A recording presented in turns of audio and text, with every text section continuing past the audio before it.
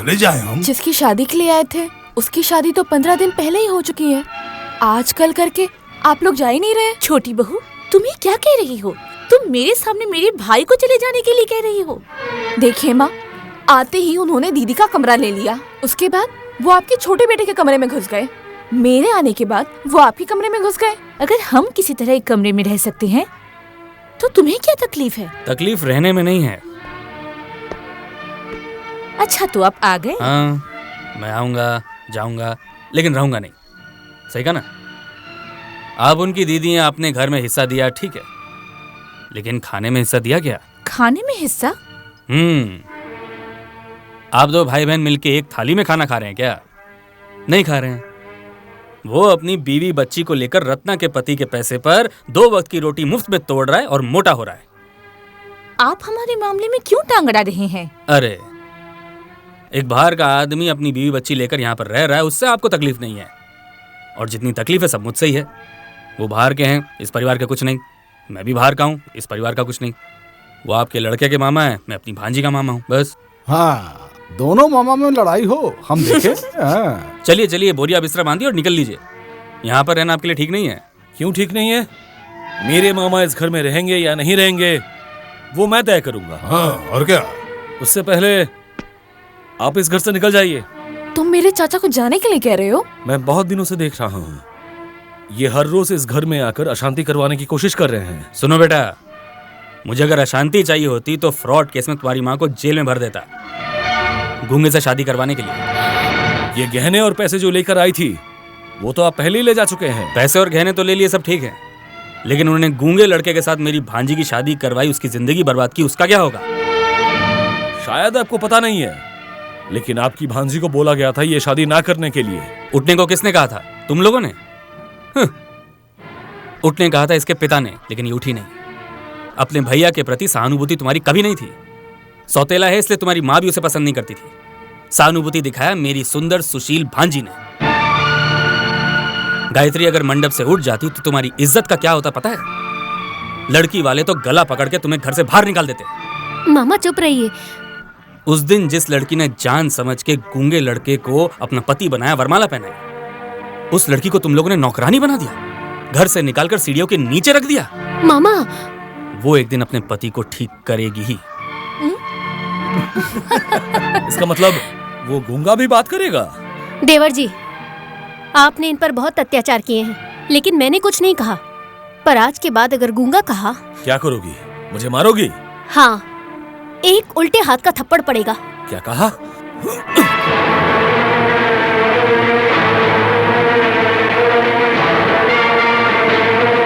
तेरी इतनी हिम्मत कि तूने मेरा हाथ पकड़ा? आज मैंने सिर्फ हाथ पकड़ा है, अगर अगली बार उसके ऊपर हाथ उठाया तो ये हाथ उखाड़ कर रख दूंगा। राजू, तू फिर से बोलने लग गया बेटा? भैया। हाँ बाबूजी। ओह, आपने?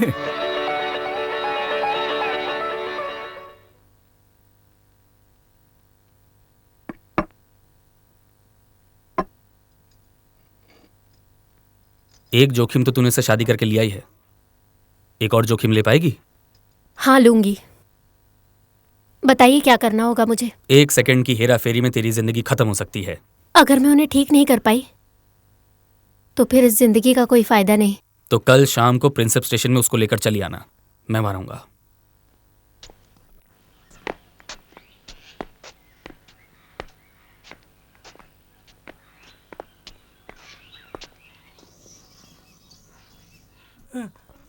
अरे थोड़ा आगे ही जा रही है, पकड़ लेंगे, इतना सोचने का क्या है?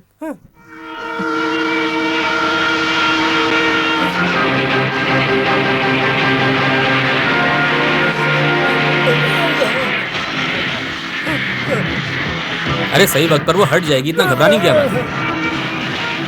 अरे डरने की कोई बात नहीं है, वो हट जाएगी, चिंता मत करो।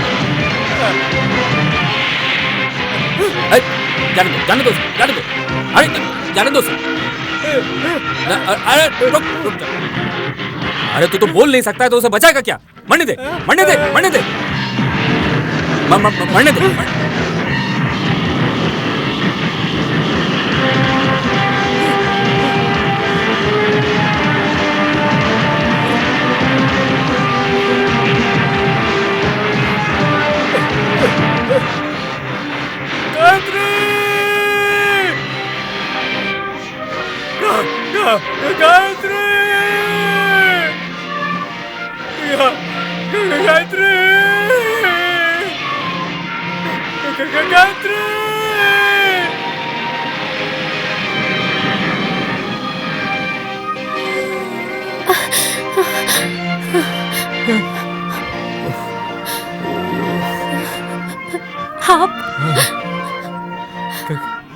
गायत्री।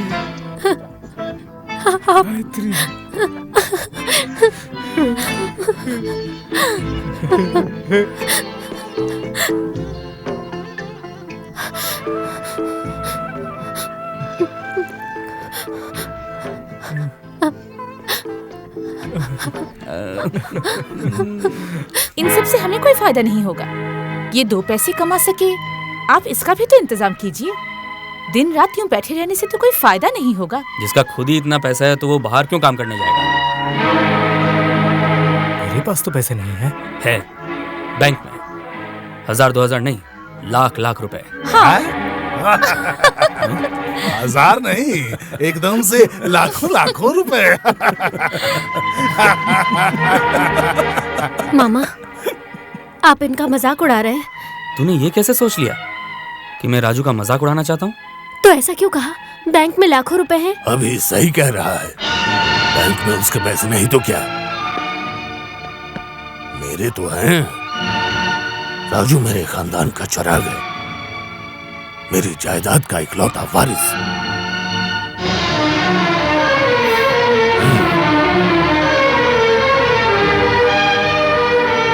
आप इतने सालों के बाद?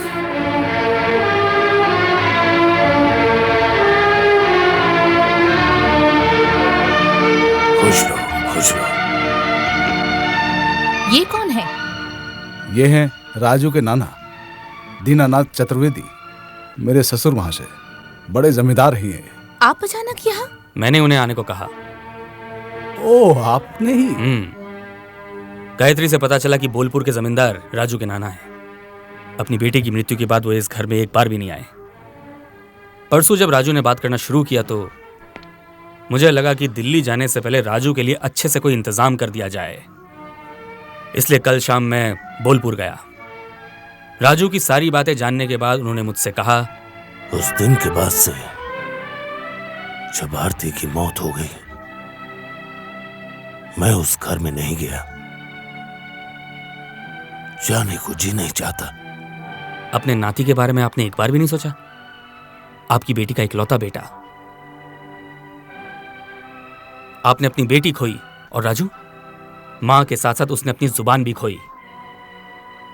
आपकी इतनी सारी संपत्ति, बैंक में लाख रुपए, और आपका नाती काम नहीं कर सकता, इसलिए उसकी सौतेली मां और सौतेला भाई उसकी बेइज्जती करते हैं और कभी कभी मारते भी हैं। बोलिए तो, इससे आपकी बेटी की आत्मा को शांति मिलेगी? आत्मा को शांति मिलेगी क्या? चुप रहिए, भगवान के लिए चुप हो जाइए।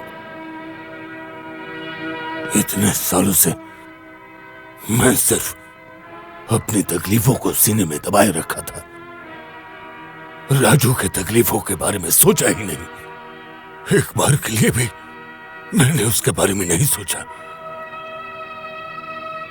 आप उसी घर में रहिए, मैं ठीक 4 बजे वकील के साथ उस घर में जाऊंगा और अपनी सारी जायदाद राजू को देकर उसकी पत्नी के साथ उन्हें इस घर में ले आऊंगा।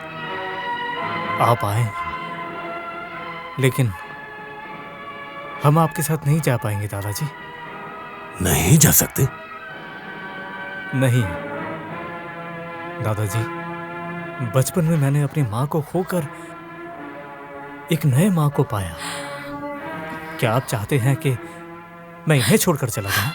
राजू, आपकी जितनी मर्जी आप मुझे मारिए, मुझे डांटिए, पर यह सच है कि आप मेरी माँ हैं। ठीक है, अगर तुम नहीं आना चाहते तो मैं जबरदस्ती नहीं करूंगा। वकील साहब। जी सर। दीजिए, जायदाद उसे सौंप दीजिए। नहीं दादाजी, ये जायदाद मेरी माँ की है, आप इसे मेरे माँ के हाथ में दीजिए, यही उसकी असली हकदार है। नहीं बेटा नहीं, मैंने तेरे साथ कितना बुरा बर्ताव किया है और तू मुझे इतनी इज्जत दे रहा है बेटा।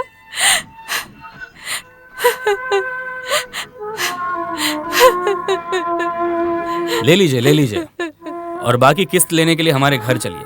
क्या मतलब?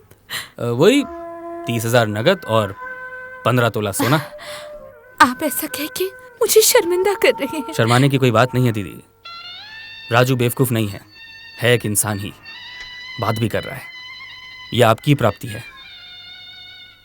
पैसे मेरे हैं, लेकिन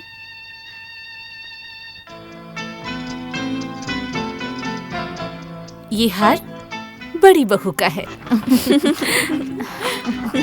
अच्छा, मैं ज्यादा देर रुक नहीं सकूंगा, ट्रेन का समय हो गया है, टैक्सी बाहर खड़ी है, चलता हूँ। ये मैं उठा लेता हूँ। तुम? जी,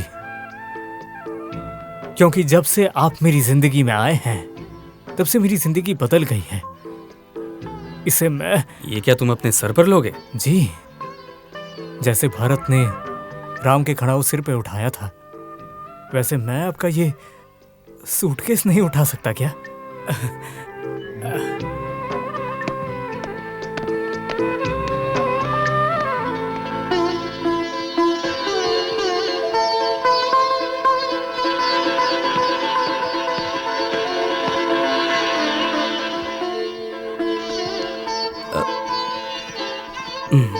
अरे बस बस बस, ठीक है, ठीक है। अरे अरे, उठो उठो, ठीक है। खुश रहो, चलता हूँ।